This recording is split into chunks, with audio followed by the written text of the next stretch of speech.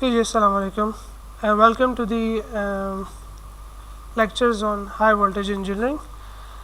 जब हम high voltage engineering को स्टडी करते हैं तो another most important thing is that कि ना सिर्फ हमें हाई वोल्टेजेस को मेजर करना होता है बल्कि टेस्टिंग पर्पसेस के लिए we must be able to not only the measure but we must be able to generate the high voltages. अब हाई वोल्टेज को जनरेट करना this is again your task, ठीक है।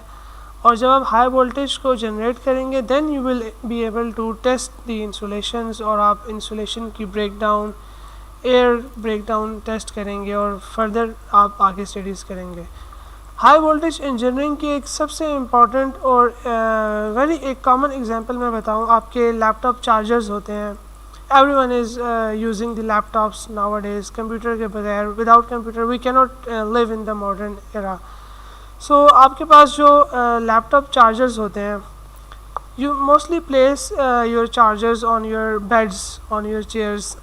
आप उसको अपने हाथ में ही पकड़ते हैं और उसको जो सप्लाई आ रही होती है वो 220 वोल्ट्स की आ रही होती है। But you most of the times कभी आपके हाथ, your hands are wet, moisture होता है आपके हाथों पे, या आप पानी पी रहे हैं, एकदम से एक्सीडेंटली आपका चार्जर आपके बेड पे पड़ा था और पानी पीते पीते आपके चार्जर पे गिर गया और the charger is turned on, वो आपके लैपटॉप को चार्ज कर रहा है।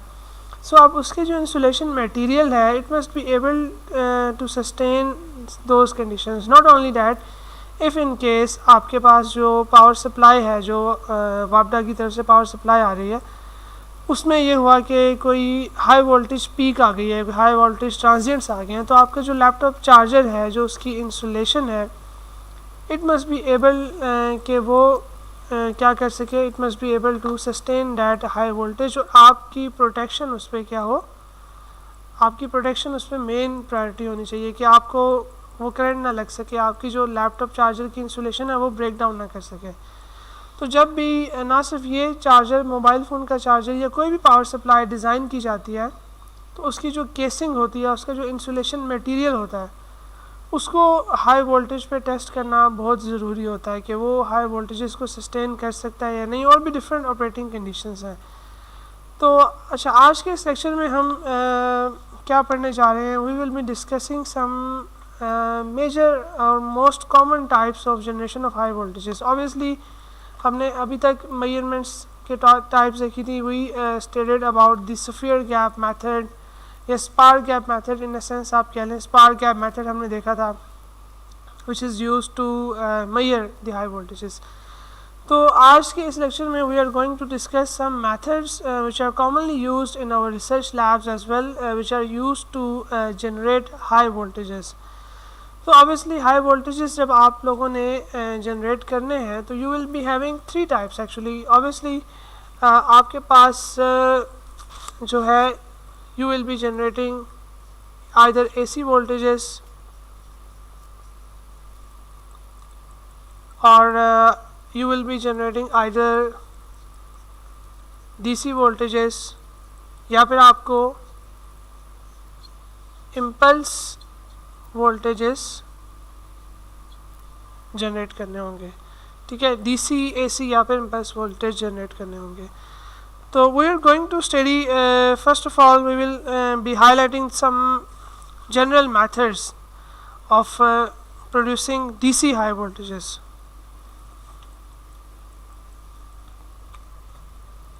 So in order to produce DC high voltages, some of the common methods are like for the DC, let me list them. मैं एक लिस्ट आप लोगों के लिए बना देता हूँ।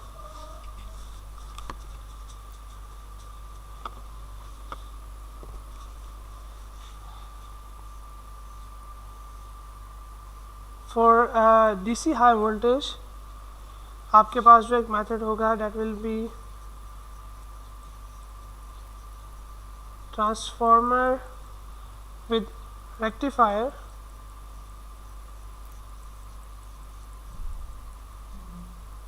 अब इसके पास, आपके पास जो ट्रांसफार्मर होगा डेट विल बी लाइक एक हाई वोल्टेज ट्रांसफार्मर होगा और साथ में एक you have rectifier.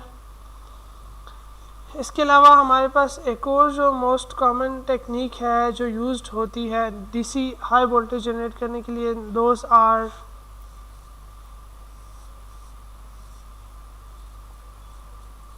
Voltage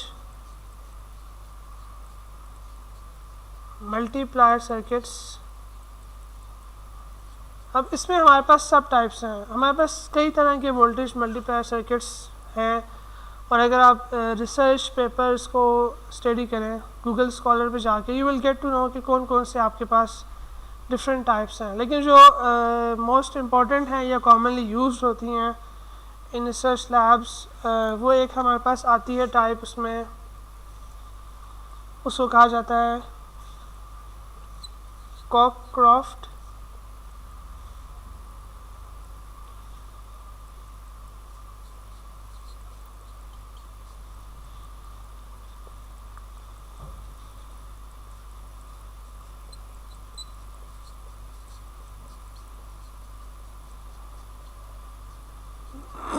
One of it is Cockcroft-Walton multiplier and another one is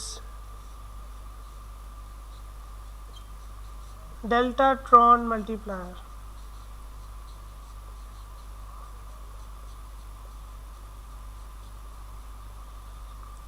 इसके अलावा हमारे पास एक और टेक्निक है जो कि डीसी हाई वोल्टेजेस को जनरेट करने के लिए यूज़ होती है, दैट इज़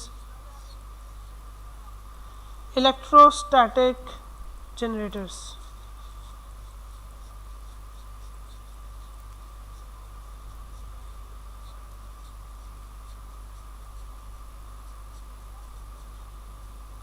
अब इलेक्ट्रोस्टैटिक जनरेटर्स में भी आपके पास टाइप्स हैं। नंबर 1, अब ये वोल्टेज मल्टीप्लायर सर्किट्स एक प्रिंसिपल का नाम है जिसमें आप वोल्टेज को मल्टीप्लाई कर रहे होगे। You have the idea like like boost converter, DC to DC boost converter आपके वोल्टेजेस को बूस्ट करता है, बट वो वोल्टेज को मल्टीप्लाई कर रहा होता है इन द सेंस, लेकिन हमें तो यहाँ पे हाई वोल्टेज चाहिए, तो we need something circuit which actually multiplies the voltage into a large value like kilovolts or megavolts value। फिर आपके पास आते हैं इलेक्ट्रोस्टैटिक जनरेटर्स में आपके पास दो टाइप्स आती हैं most commonly. The one is when D graph generator,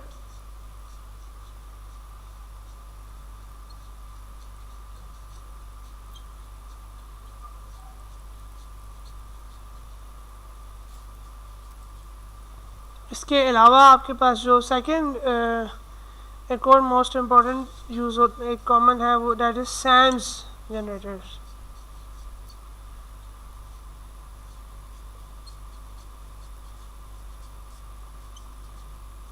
तो ये मोस्ट कॉमन टाइप्स हैं जो कि डीसी हाई वोल्टेज को जनरेट करने में ये टेक्निक्स यूज़ होती हैं। लेकिन वन थिंग टू मेंशन, यहाँ पे हमारे पास जो भी टेक्निक्स हैं वोल्टेजेस को जनरेट करने में, हमारे पास दो पॉइंट्स हैं which are of the most common concern. Number 1, एक तो हम ये देखते हैं कि कॉस्ट क्या है उस इक्विपमेंट की, एंड नंबर 2 हम देखते हैं लोडिंग कैपेसिटी।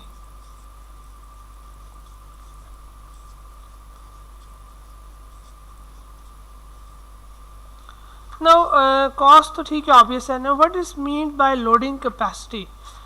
लोडिंग कैपेसिटी का मतलब ये है, देखो जब हम, आपने ये स्टडी किया होगा कि जब हम एक डिजिटल मल्टीमीटर को या एक वोल्ट मीटर को यूज़ करते हैं किसी भी वोल्टेज सोर्स की, लेट्स सपोज आपके पास एक वोल्टेज सोर्स है और आपने इसके वोल्टेजेस को मेजर करना है, उसके लिए आप वोल्ट मीटर यूज़ करते हैं। And you have the concept that के जो वोल्ट मीटर है इसकी जो इंटरनल रेजिस्टेंस है वो क्या होती है, इट इज़ वेरी हाई।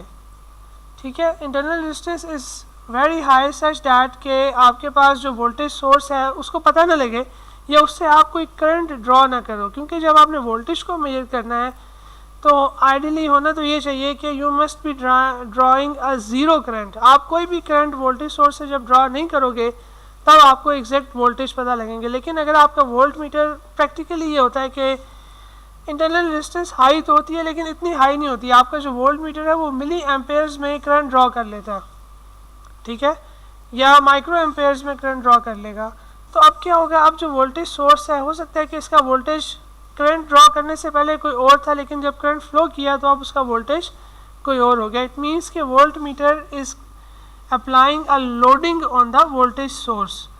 तो नॉर्मली हम चाहते हैं कि ऐसे ना हो, लेकिन फिर भी अब हम ये चाहते हैं कि हमारे पास ऑब्वियसली जब हमने हाई वोल्टेज को मेजर करना है तो हमारे पास जो भी मेजरिंग इंस्ट्रूमेंट होगी, चाहे वो आपके पास स्पार्क गैप मेथड है या फिर आपके पास पोटेंशियल डिवाइडर्स हैं, ठीक है, तो जो भी आपके पास मेजरिंग डिवाइस है वो करंट तो कोई ना कोई यहाँ से ड्रॉ करेगी, ठीक है। This is known as the loading effect. जैसे हमने एक पढ़ा था इलेक्ट्रोस्टैटिक वोल्ट मीटर, उसकी भी लोडिंग इफेक्ट थी।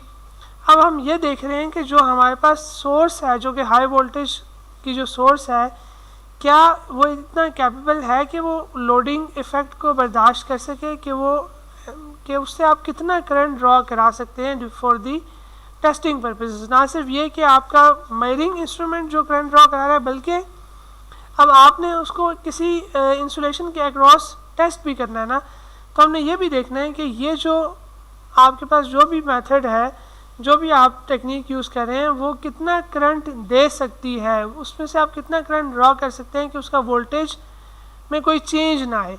अगर एक हाई वोल्टेज सोर्स है, मैं उससे 1 मिली एम्पेयर करंट ड्रॉ करा रहा हूँ, तो उसका जो हाई वोल्टेज सोर्स का जो वोल्टेज है, लेट्स सपोज अगर वो 500 मेगा वोल्ट है, किसी एक हाई वोल्टेज सोर्स का वोल्टेज, अगर मैं ड्यूरिंग टेस्टिंग मैं इससे कितने मिली एम्पेयर्स करंट को फ्लो करवा सकता हूँ, दिस इज़ माई कंसर्न। कितने मिली एम्पेयर करंट उस हाई वोल्टेज सोर्स दे सकती है, तो यहाँ तक कि उसका जो वोल्टेज है वो 500 मेगा वोल्ट ही रहे। So this is known as the loading capacity. तो अगर आप बात करो कॉस्ट की और ये इन चीज़ों की, तो जो ट्रांसफार्मर्स होते हैं, हाई वोल्टेज ट्रांसफार्मर्स का, जिसके साथ आप रेक्टिफायर लगाते हो, तो अगर कॉस्ट की बात की जाए तो it is one of the that equipment जिसकी कॉस्ट जो है बहुत हाई होती है। This is the highest cost. Transformer with rectifier की कॉस्ट बहुत ज़्यादा होगी। क्यों? क्योंकि इसमें एक तो आपके पास ह्यूज ट्रांसफार्मर आ रहा है जिसका वोल्टेज जिसमें आप प्राइमरी टू सेकेंडरी आप बहुत हाई वोल्टेज में आप कन्वर्जन करें। इसके अलावा जो रेक्टिफायर है ये भी ऐसा है कि जिसमें आपके पास हाई वोल्टेज के डायोड यूज़ होंगे, ठीक है। फिर इसके अलावा आपके पास जो कैपेसिटर यूज़ होगा, रेक्टिफायर में आप स्मूथनिंग कैपेसिटर लगाते हो, तो जो कैपेसिटर यूज़ होगा वो भी बहुत ही हाई वोल्टेज वाला कैपेसिटर यूज़ होगा। तो यहाँ पे जब वोल्टेज इंक्रीज़ किया इन चीज़ों का, तो कॉस्ट क्या हो गई, वो इंक्रीज़ कर गई है। लेकिन इसका फ़ायदा क्या, ट्रांसफार्मर विद रेक्टिफायर का जो सेटअप है, इसकी जो लोडिंग कैपेसिटी है ना, वो बहुत ज़्यादा है। इसकी लोडिंग कैपेसिटी तो एम्पेयर्स में आती है, ठीक है। तो आप इस ऑपरेटर्स को यूज़ करके हाई वोल्टेज को जनरेट करो और उसको जिस मर्ज़ी टेस्ट सब्जेक्ट के ऊपर फॉल कराओ, तो इसकी जो लोडिंग कैपेसिटी है वो सबसे बेस्ट है, सबसे ज़्यादा है। अच्छा, उसके बाद आते हैं आपके पास वोल्टेज मल्टीप्लायर सर्किट्स। अब जो वोल्टेज मल्टीप्लायर सर्किट्स होते हैं ये हमारी लैब्स में भी मौजूद हैं। आपको इसके ये भी है, ट्रांसफार्मर विद रेक्टिफायर भी है हमारे पास। इसके अलावा वोल्टेज मल्टीप्लायर सर्किट्स भी हमारी लैब में अवेलेबल हैं। अच्छा, इनकी कॉस्ट की अगर आप बात करो तो they are intermediate in cost, ना इतने एक्सपेंसिव होते हैं ना ही इतने ये सस्ते होते हैं। इनकी जो कॉस्ट है वो क्या है, इंटरमीडिएट। जहाँ तक आप लोडिंग कैपेसिटी की बात करते हो, तो ये जो वोल्टेज मल्टीप्लायर सर्किट्स होते हैं इनकी लोडिंग कैपेसिटी मिली एम्पेयर्स में होती है, ठीक है। इनकी लोडिंग कैपेसिटी होती है मिली एम्पेयर्स में। हाँ, ये बनाया आपने एक वोल्टेज मल्टीप्लायर सर्किट। अच्छा, या वाज़ेह है कि मैं ये डीसी की बात कर रहा हूँ, डीसी हाई वोल्टेज जनरेशन की ये टेक्निक्स हैं। तो अगर वोल्टेज मल्टीप्लायर सर्किट्स यूज़ करता हूँ तो नॉर्मली ये मिली एम्पेयर इनकी कैपेसिटी होती है कि अगर आप 1 मिली एम्पेयर फ्लो करवा रहे हो इसके अक्रॉस, तो इसके वोल्टेज में कोई डिफरेंस नहीं आएगा, इसका वोल्टेज वही रहेगा। ठीक है, लोडिंग कैपेसिटी को ऐसे भी एज्यूम कर सकते हो, आपके पास एक सेल है 1.5 वोल्ट्स का, अभी वो ओपन सर्किट था, मतलब आपने वोल्टेज चेक किया तो उसका 1.5 था, लेकिन जैसे आपने उसको सर्किट में अप्लाई किया तो जैसे जैसे आप करंट इंक्रीज़ करते जाते हो उस सेल से, तो उसका जो वोल्टेज है वो डिक्रीज़ करना शुरू कर देता है। लेकिन एक ऐसी वैल्यू होती है करंट की कि उस लिमिट के अंदर अंदर रहो तो वोल्टेज में कोई सिग्निफिकेंट डिक्रीज़ नहीं आता, तो that is known as the loading capacity. ठीक है, तो ये था आपके पास इसमें लोडिंग कैपेसिटी, इसके बारे में हमने बात कर ली। फिर एक और जो है टेक्निक इलेक्ट्रोस्टैटिक जनरेटर्स। अब ये जो इलेक्ट्रोस्टैटिक जनरेटर्स होते हैं ये इनकी जो कॉस्ट होती है वो लोएस्ट होती है, यहाँ तक कि आप अगर इसको सही से स्टडी करें, हम ये सारे सर्किट्स स्टडी करेंगे इन डिटेल, ठीक है, ये सारी चीज़ें हम पढ़ेंगे, इनकी जो कॉस्ट है वो लोएस्ट है। और इसके अलावा एक और प्लस पॉइंट ये है कि आप इसको सेल्फ मैन्युफैक्चर भी कर सकते हो। ठीक है, आप क्या कर सकते हो, इसको खुद से भी बना सकते हो अपने टेस्टिंग के लिए। ठीक है, इलेक्ट्रोस्टैटिक जनरेटर्स को, क्योंकि इसकी जो कंस्ट्रक्शन है ना, इलेक्ट्रोस्टैटिक जनरेटर्स दो है, सैम्स है या वेंडी ग्राफ है, ये सिंपलेस्ट कंस्ट्रक्शन है इनकी कंस्ट्रक्शन बिल्कुल सिंपलेस्ट है और कॉस्ट भी कम है, लेकिन इतनी सारी एडवांटेजेस तो किसी चीज़ में नहीं होते। This is the principle of this universe. लेकिन अच्छा, एक एडवांटेज और बड़ा इम्पोर्टेंट, इसकी जो रेंज है ना, it can generate up to mega volts, DC voltage mega volts में ये जनरेट कर देगा। इसकी रेंज सबसे ज़्यादा होती है, अगर हाई से हाई डीसी वोल्टेज चाहिए तो ये आपको जनरेट कर देगा। लेकिन इसका एक बहुत बड़ा ड्रॉबैक है। वो क्या ड्रॉबैक है? इसका बिगेस्ट ड्रॉबैक ये है कि इसकी जो लोडिंग कैपेसिटी है, it's loading capacity is in micro Ampere's. ये माइक्रो एम्पेयर इसकी लोडिंग कैपेसिटी है, मतलब ज़रा सा करंट आपने ज़रा सा इसे एक्सीड किया तो जनाब इसकी वोल्टेज एकदम से बैठ जाएंगे। तो ये तो थी हमारे पास तीन बेसिक टाइप्स जिनको हम यूज़ करके डीसी हाई वोल्टेजेस को जनरेट कर सकते हैं। अब हम देखते हैं what are the methods, most common methods which are used to generate AC high voltages.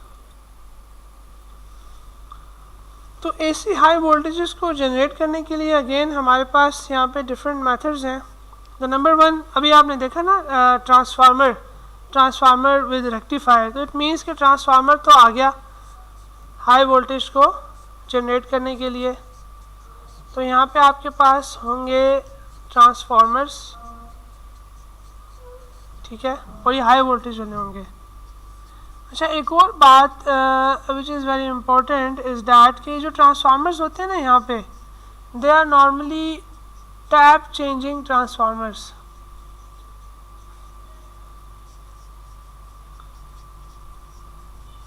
Tap changing transformers क्यों यूज़ करते हो? क्योंकि आपने अभी एक एक्सपेरिमेंट लैब में कंडक्ट किया था, स्पार्क गैप मेथड।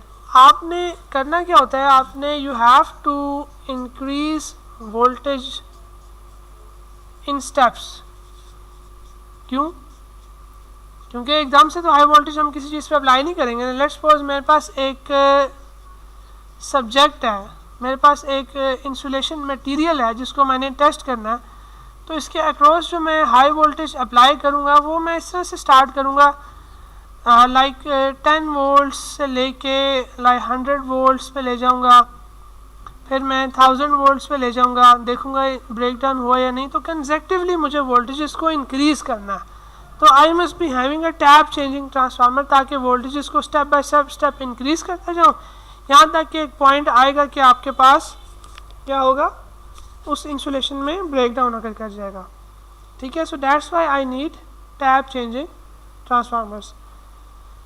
इसके अलावा अगर आपके पास और फर्दर हाई वोल्टेज चाहिए, so you will be using cascaded transformers.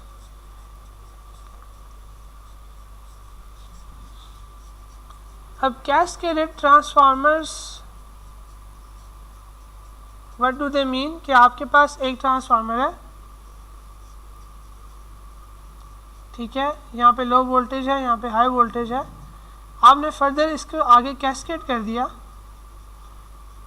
High voltage further increase कर दिया, तो इसका हाई वोल्टेज इससे ज़्यादा है विद कंपेयर टू इस साइड पे, क्योंकि देखो ट्रांसफार्मर की भी एक वर्किंग एफिशिएंसी होती है। ये नहीं आप कह सकते कि यहाँ पे आपके पास 220 वोल्ट्स हो और यहाँ पे आप कह लो जी कि मुझे चाहिए 132 किलो वोल्ट्स, तो ये बहुत ज़्यादा डिफरेंस आ जाता है प्राइमरी और सेकेंडरी साइड पे। फ्लक्स के लिए इशू आता है, जो फ्लक्स लिंकेज है वो इफ़ेक्ट करता है। फ्लक्स लिंकेज को इफ़ेक्टिव बनाने के लिए, ट्रांसफार्मर की एफिशिएंसी को इम्प्रूव करने के लिए हम इतना डिफरेंस नहीं रखते प्राइमरी। अगर प्राइमरी पे 220 वोल्ट्स है तो यहाँ पे आप 11 किलो वोल्ट्स कर दो, 18 किलो वोल्ट्स कर दो, लेकिन इतना नहीं कर सकते कि 220 वोल्ट से आप डायरेक्ट ही 130 किलो वोल्ट्स पे जंप कर जाओ। So you will be having the cascaded transformers, और आगे फिर 132 से आप आगे क्या कर सकते हो, 500 किलो वोल्ट्स पे जा सकते हो, फिर आप अगेन 1 मेगा वोल्ट्स पे भी जा सकते हो। लेकिन 1 मेगा वोल्ट्स रेयरली मैंने नहीं देखे ऐसे ट्रांसफार्मर्स, मतलब इतने होते हैं लेकिन इतने दे आर वेरी कॉस्टली, ठीक है। तो कैस्केडेड ट्रांसफार्मर्स आर, अब ये जो सेटअप है it is always very costly, ठीक है। लेकिन जहाँ तक लोडिंग कैपेसिटी की बात है, तो जहाँ पे ट्रांसफार्मर आ गया वहाँ पे तो लोडिंग कैपेसिटी आपके पास ज़्यादा ही होगी। अच्छा, अब एक और थर्ड मेथड है जो कि यूज़ होता है हाई वोल्टेज को जनरेट करने में, एसी हाई वोल्टेज को, डैट इज़, अब एसी है ना, वोल्टेज को इंक्रीज तो करना है, तो इसलिए आपको बार बार ट्रांसफार्मर्स का ही नाम आता रहेगा। This is the resonant transformers. Now resonant transformers, ये क्या चीज़ आ गई अब? You are well aware with the effect of resonance. What is resonance? You know very well. Resonance तब अगर करती है अगर आपके पास एक कैपेसिटिव इंडक्टिव है, लेट्स सपोज कैपेसिटर और इंडक्टर एक सर्किट में हैं, दोनों की रिएक्टेंस किसी एक फ्रीक्वेंसी लेवल पे सेम हो जाए तो क्या होगा, they will cancel each other effect और ओवरऑल सिस्टम की जो इम्पीडेंस है वो ज़ीरो हो जाएगी। तो रेजोनेंट ट्रांसफार्मर्स हाई वोल्टेज को जनरेट करते हैं, ठीक है, और इनके फिनोमिना क्या है, वी विल स्टडी देम, और ये it is somehow different as compare to the conventional transformers.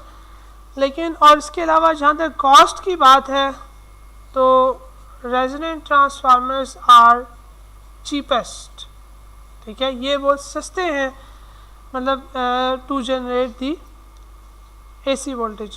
अब resonant transformers is a technique of resonance in the transformers. तो इसमें हमारे पास तीन चीज़ें फर्दर मोस्ट कॉमनली यूज़ होती हैं। Number one is Tesla coil. Now Tesla coil is a type of resonant transformer which is used to generate high voltage, and you will get a lot of experiments on the web जिसमें Tesla coil use करके दिखाई गई है। Then we have another technique is parallel resonant transformers.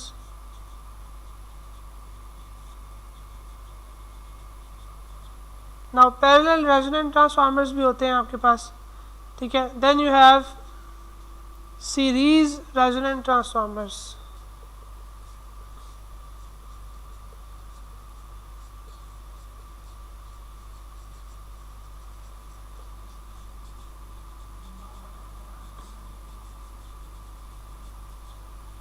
ठीक है, ये तीनों types इसमें आगे फर्दर यूज़ होती हैं।